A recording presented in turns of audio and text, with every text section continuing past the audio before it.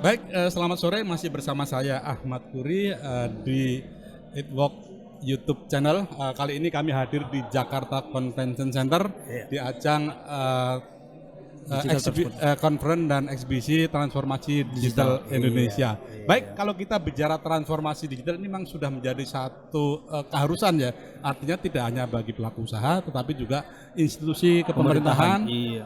baik yang tidak ada di kota-kota besar, tapi di daerah pun sudah harus melakukan itu. Apalagi pemerintah juga ada SPBE, kemudian juga ada Smart City. Baik, saya kedatangan tamu cukup jauh nih dari eh, Tanjung Balai, pemerintah kota Iya. Tanjung Balai Sumatera Utara. Beliau adalah Bapak Kadis Kominfo, Pak Wilman Wiyadi P.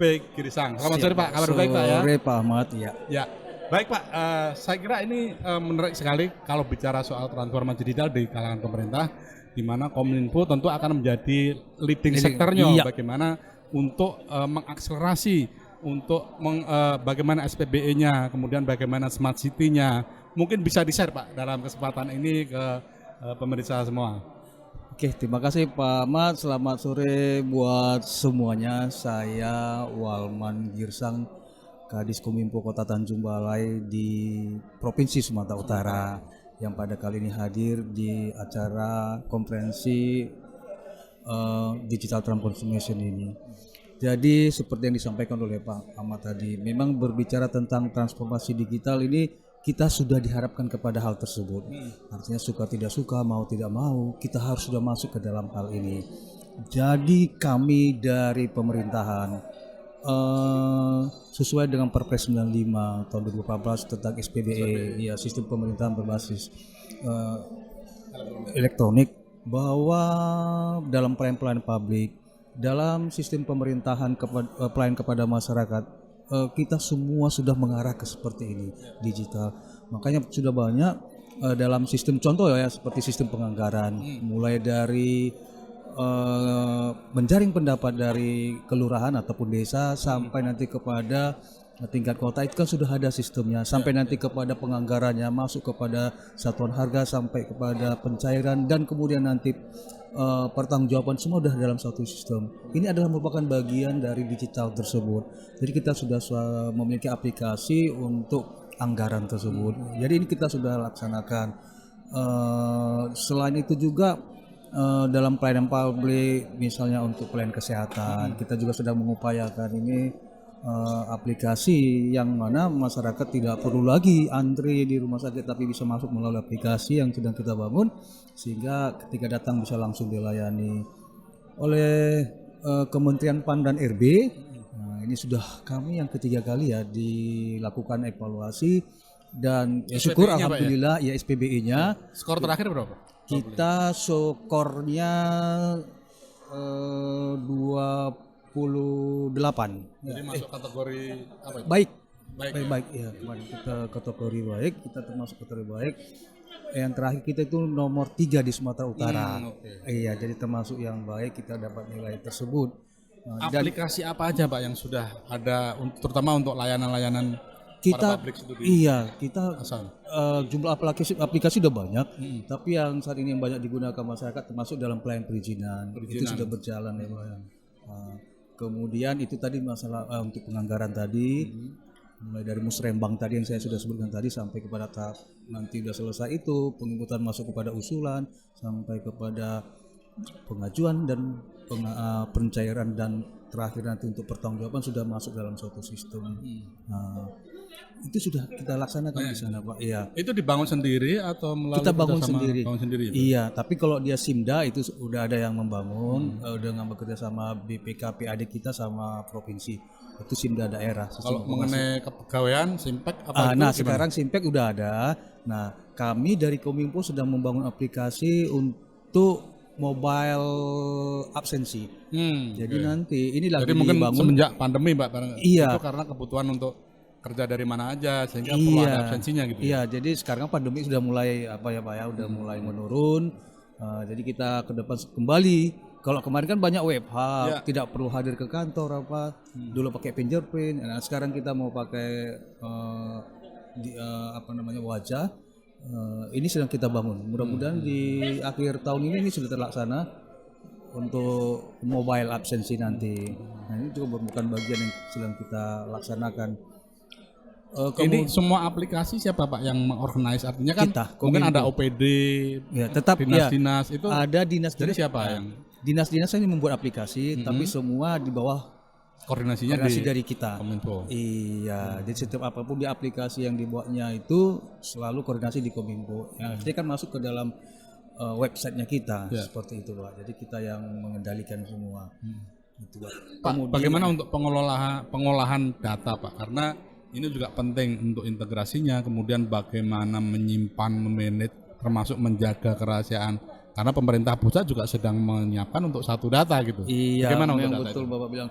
Jadi memang kita itu ada program pemerintah satu data di mana daerah itu atau Kadiskominfo itu adalah wali datanya. sudah ditunjuk sebagai wali data, Sudah Pak, ya? ada wali data, kepala dinas itu atau dinas Kominfo adalah wali data.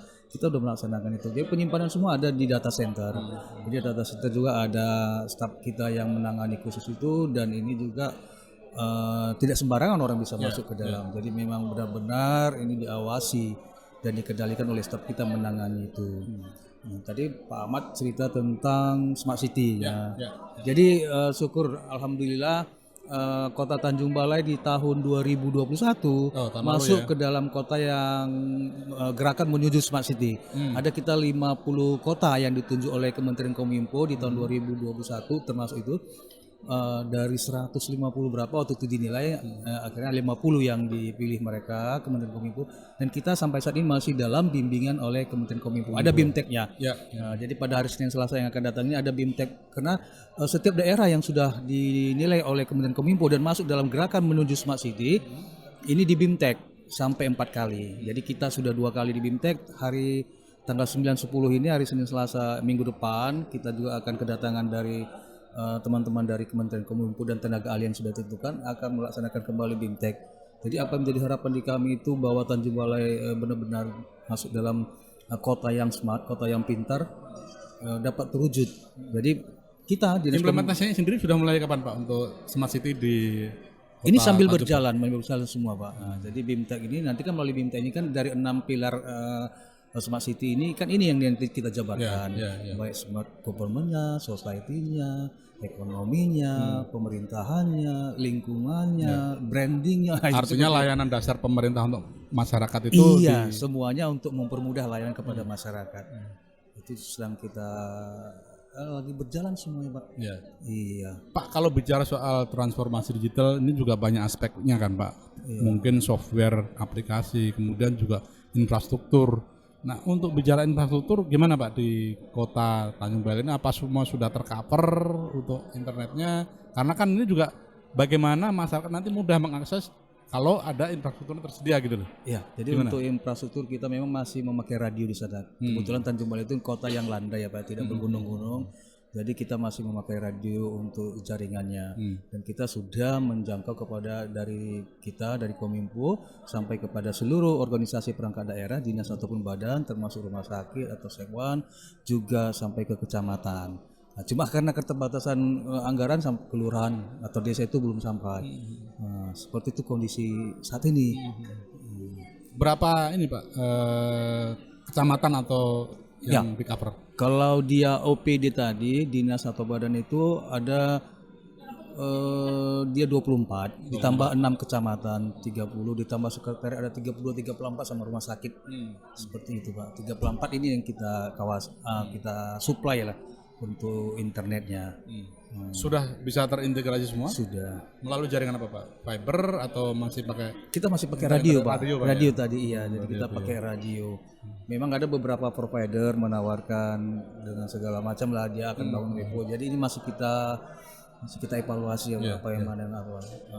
Ada nggak Pak kerjasama misalnya dengan provider telekomunikasi, karena sebetulnya kan ketika transformasi digital kemudian juga vendor atau perusahaan telekomunikasi itu masuk ke sana kan juga cuma saling menguntungkan sebenarnya. Iya, mereka juga mungkin punya program CSR dan sebagainya. Ada nggak kolaborasi bagaimana sama-sama yuk kita dorong transformasi digital di kota Bapak gitu? Ya sebenarnya ada juga provider yang seperti itu. Kita ada pakai 2 provider. Ada yang menawarkan juga termasuk pembangunan EPO. Tapi itu yang pembangunan itu masih dalam lingkungan kantor wali kota. Ya, tapi kalau sampai kepada OPD-OPD yang lain yang jaraknya lumayan itu belum. Nah, jadi masih seperti itu ya kondisinya. Kalau tantangan yang paling besar yang dihadapi bagaimana untuk mempercepat untuk mendorong transformasi digital, karena ini juga menjadi satu kebutuhan Pak ya masyarakat layanan, termasuk bagaimana mendorong potensi-potensi ekonomi UKM katakanlah, Iya. bagaimana bisa go digital, ini juga saya kira penting bagaimana pemerintah Iya, Pak mendorong Ahmad. itu gitu. Benar. Jadi kita juga melalui Dinas Koperasi UKM juga sudah mendorong UMKM kita untuk memakai ini, termasuk dia memasarkan produk-produknya juga melalui ini sistem digitalisasi ini ya. Dan ini sedang berlangsung. Ini sudah kita laksanakan. Nah, tantangan yang paling berat ya ini karena kami ini kota kecil, APBD kami sangat terbatas, yaitu perlahanlah kami untuk bisa menjangkau itu. Seperti kita tanya untuk cyber apa tadi untuk keamanan informasi dengan dana yang sampai 3 miliar anggarannya. Waduh. Nah, ini tantangan bagi kita untuk mencari gimana caranya gitu ya.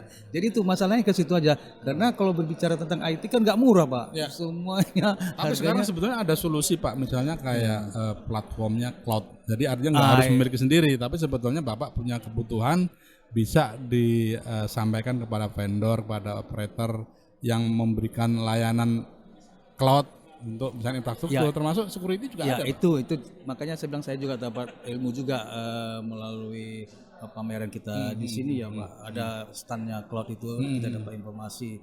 Ya mungkin kita selama ini hanya dengar-dengaran saja, tapi setelah mengunjungi stand pameran kita di sini ya kita tambah seperti ini ternyata bisa seperti ini, mengakalinya seperti apa, seperti itu. Tantangan yang kedua, kami ini memang agak susah ya, ini tantangan alam sebenarnya. Alam, jadi petir itu sungguh banyak kadang-kadang di sana, jadi kami sering diserang oleh petir, bukan sering kalau hacker tidak ya, tapi alam. Nah ini juga tantangan bagi kami karena 1 minggu yang lalu, tepatnya hari Kamis malam Jumat minggu lalu itu seperti itu, ada petir besar, kami kena sambar, jadi beberapa alat kami rusak. Ini juga sedang diperbaiki lah. Ini tantangan tersendiri juga bagaimana anti petirnya juga harus itu makanya saya bilang tadi sama kabit saya, sekarang kau coba cari di sini di seluruh stand di pameran ini ada nggak alat untuk penangkal petir, saya bilang. Gimana caranya sampai terjadi lagi hal seperti ini. Karena itu kalau udah rusak alat ini kan Pak mahal harganya. Contoh lah di media center kami, di comment center kami. Jadi udah punya comment center Pak yang sudah untuk Pak. Smart City ini ya. Sudah. Jadi kita ada kita video wall kita yang terbakar juga, harganya cukup mahal juga. Nah, ini makanya kami ya mudah-mudahan dapat tertampung di dalam perubahan APBD kami untuk mengganti alat yang terbakar ini. Seperti itu kondisinya Pak. Jadi comment centernya monitor apa aja tuh Pak yang sudah ada saat ini? Dia monitor comment center ini semua laporan-laporan. Iya, semua ada. Semua. Jadi selain untuk yang rutin seperti itu, ya comment center juga berfungsi apabila ada pitkon yang akan dilaksanakan yang mengharuskan ataupun yang mengundang Bapak Wali Kota, ya dia dari situ mengikuti itu. Mengikuti video conference itu. Kadang dari comment center, kadang dari tempat yang lain yang bisa. Jadi beliau juga sering, wali kota kami ini memimpin rapat, dia dari comment center, kepala dinas ataupun lurah, camat atau siapapun itu dari tempatnya masing-masing. Jadi selama masa pandemi ini memang benar-benar lah ya Pak terlaksana. Jadi tidak perlu datang ke kantor wali kota, tapi mereka semua pada kantor masing-masing. Pak Wali pimpin rapat dari ruangan comment center.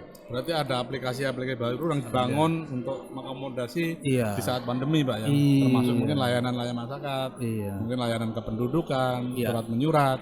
Kalau surat menyurat gimana Pak? Misalnya dari kelurahan ke kecamatan sudah pakai. Kita sebenarnya udah ada aplikasi Siasta kita, nama sistem administrasi surat. Udah ada, dan beberapa OPD juga sudah melaksanakan itu. Iya. Tapi ya itu memang Pak, zaman sudah semakin canggih, terkadang masih ada juga orang yang masih manual ya, masih terlayani semua lah Pak. Itu tugas Bapak juga untuk Iya. bagaimana mengedukasi mereka kan Iya, gitu kan. itulah dia tugas berat Nanti kita udah itu. diciptakan aplikasinya tapi masyarakat nggak melek, nggak tahu ya. Betul juga artinya. Ya, Ini juga tantangan juga Ya, bagaimana untuk termasuk, mengedukasi mereka. tanda tangan elektronik. Ya. Jadi kita juga Sudah mulai, Pak, untuk enggak, PTE? jadi kita sudah dapat dari BSSN. Saya sudah bisa tanda tangan elektronik. Sekarang sedang kita ini ke Ibu Sekda dan Pak Wali.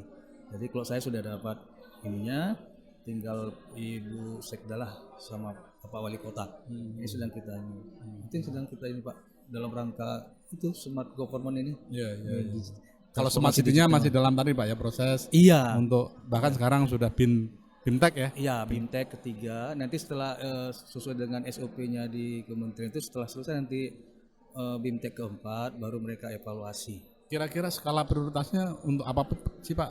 Untuk smart city misalnya sesuai dengan kondisi dan kebutuhannya, apa yang akan jadi prioritas dulu? Artinya kan gini Pak, melalui smart city kan ini kan titik apanya ini kan fokus perhatiannya kan masyarakat ini Ya, Pak, ya, ya. Bagaimana masyarakat Public service, itu Pak, ya. iya masalah public service. Jadi dia benar-benar bisa memanfaatkan sesuai dengan perkembangan kita ini digital transformation ini ya, seperti itu.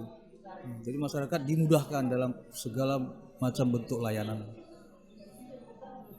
Baik, demikian terima kasih bincang-bincang kami dengan Pak Kadis Kominfo Iya, siap. Pemkot Tanjung Balai Iya, Pak. di Sumatera Utara. Mudah-mudahan ada insight baru yang bisa kita petik dari diskusi dan perbincangan kita pada sore kali ini. Sekali lagi selamat Pak, mudah-mudahan iya, Pak smart Ahmad. city-nya bisa langsung terwujud Amin, dan ya, ke Pak. depan bisa lebih baik lagi untuk layanan masyarakat ini. Oke Pak Ahmad ya. Baik, sekali lagi terima kasih bincang kita. Saya akhiri. Assalamualaikum warahmatullahi wabarakatuh. Waalaikumsalam.